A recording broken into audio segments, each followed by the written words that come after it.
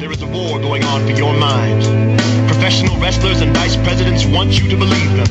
The desert sky is their blue screen. They superimpose explosions. They shout at you. Pay no attention to the men behind the barred curtain, nor the craters beneath the draped flags. Those hoods are there for your protection, and the meteors these days are the size of corpses. There is a war going on for your mind.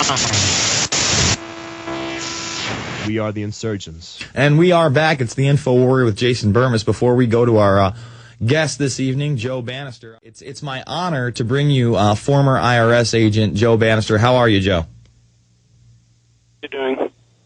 Good, man. Good. You know, I really want to get into these latest DHS documents. We haven't really been able to talk to you about the MIAC report yet. But before we do that, why don't you give people background on who you are and, you know, your situation?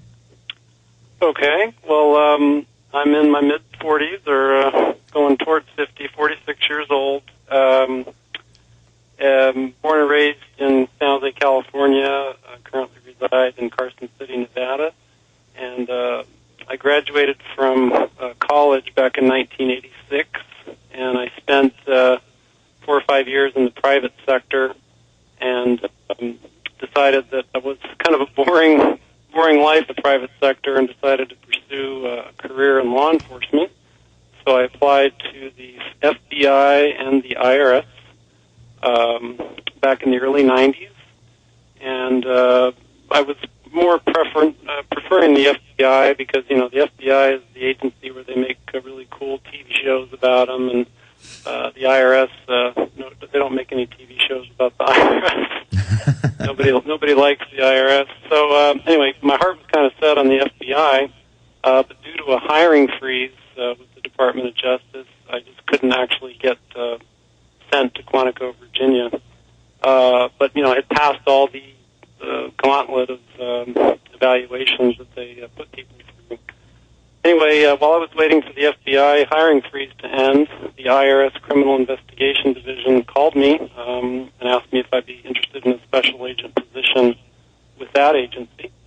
And while I was waiting for the FBI, I was looking into the IRS a little bit more, and I found that they did money laundering investigations and joint investigations with the DEA and the FBI, and so I thought, well, maybe this wouldn't be such a bad job after all. So I went ahead and accepted the position in November of 1993, and then 1994 I spent in training for a few months, and so basically throughout 1994, 1995, and 1996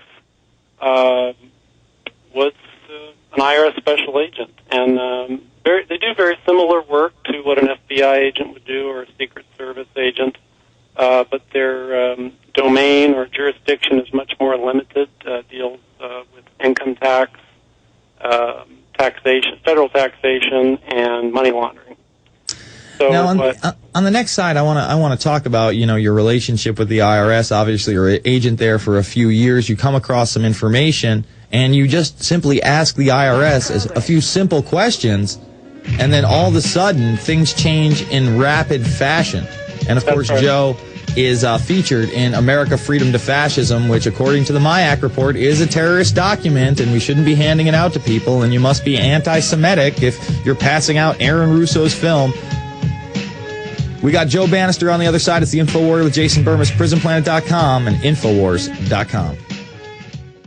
The good old folks at New Silver Solution. And the website is supernaturalsilver.com. Supernaturalsilver.com. This is something that kills bacteria, viruses, you name it, well documented. They've got it down to a super small nano-sized particle. Supernaturalsilver.com. Check them out at Infowars.com. Supernaturalsilver.com. All right, folks, we are back at the Info Warrior with Jason Bermas, and we're going to reconnect with Joe Banister in just a moment. But, of course, that is the extremist and terrorist recruitment tool that DHS is so scared of, America Freedom to Fascism, one of those viral videos out there that is just excellent. And it's really in my top 10 of Patriot videos. Joe Banister is great. And I mean, again, this is a guy who went in, to try to do good in the world. He wanted to be an FBI agent. He becomes an IRS agent. You're an IRS agent, Joe, for a few years, and then what happens? Well, about 3 years, and I was listening to a talk radio show, a lady named D.V. Kidd, if you've ever heard or spoken to D.V.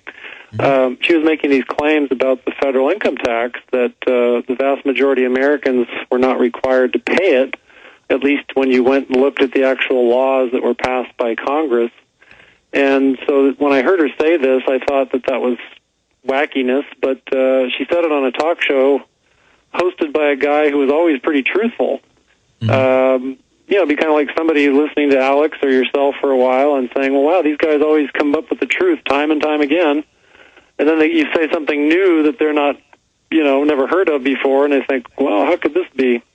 So anyway, I looked into what she said, and the thing is that because the tax laws are so complex, and I was working 50-hour work weeks at the IRS and, a soccer coach and all the duties of a father and husband, it took me about 2 years to really exhaustively look into these claims that D.V. Kidd made about the income tax being a scam.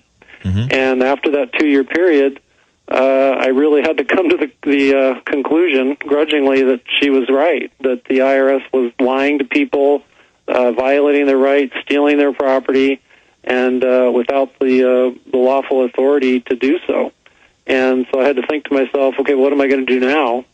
And I knew that my parents didn't raise me to steal from people or to help others steal from people.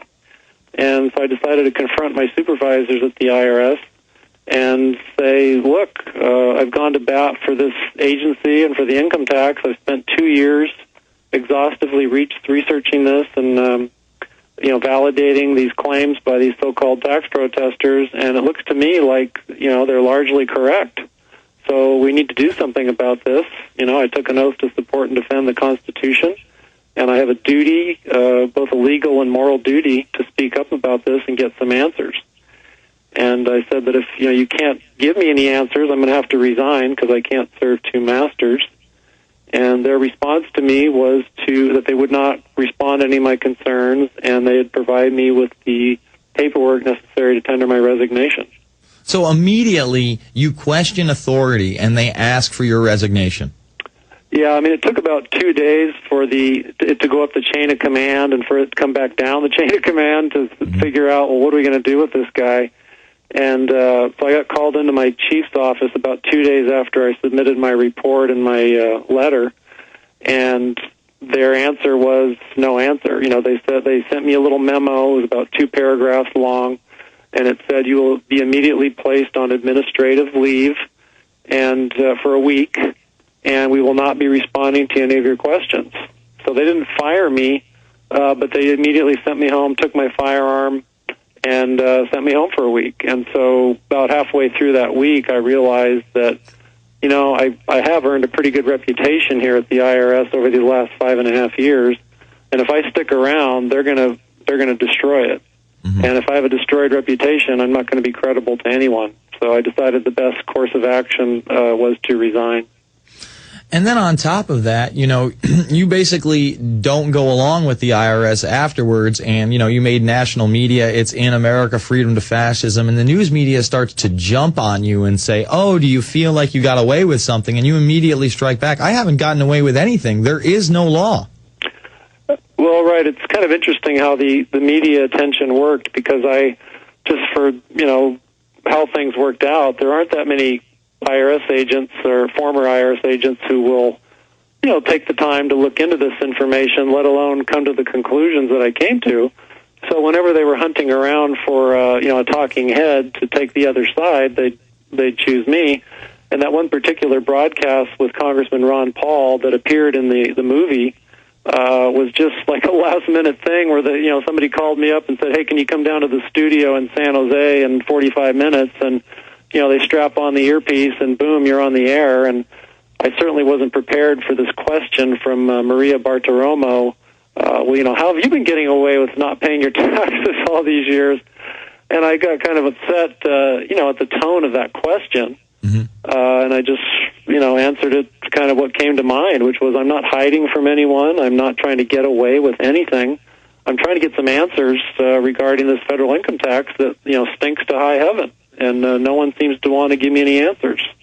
All right, let's fast forward now to, a couple months ago, this MIAC report comes out, and it's all about, these crazies who believe in a new world order. They're not allowed to talk about it. People talking about RFID chips, people talking about the North American Union. They're all anti-Semitic. They're neo-Nazis.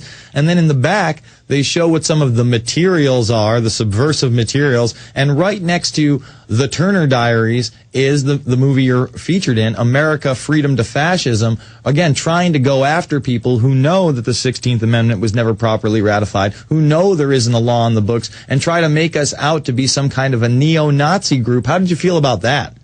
It seemed to me to be kind of par for the course. I mean, I haven't been, in this movement for decades, but it's been over 10 years. And I definitely see a pattern where they have this broad brush that they pull out,